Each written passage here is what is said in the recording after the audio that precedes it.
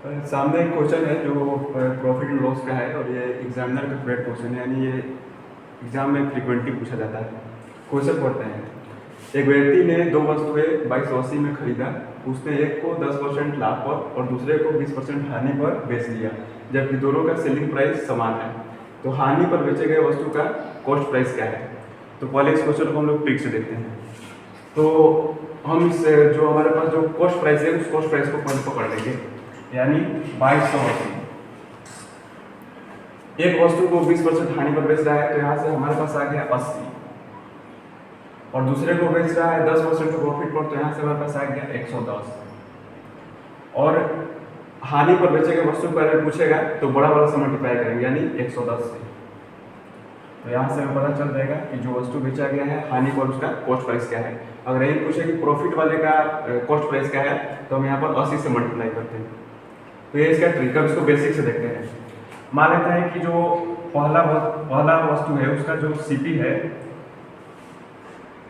वो x है, तो जो दूसरा है उसका सीपी हो जाएगा 2280 माइनस x।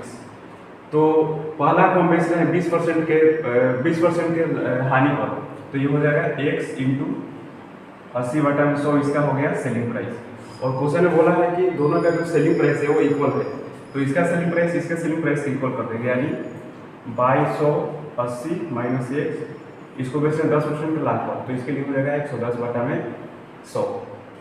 तो 100 से 100 कट गया, 0 से 0 कट गया, ये हो गया 8x। तो 8x इज इक्वल टू हो जाएगा ये 2280 गुना 11 और माइनस हो जाएगा 11x।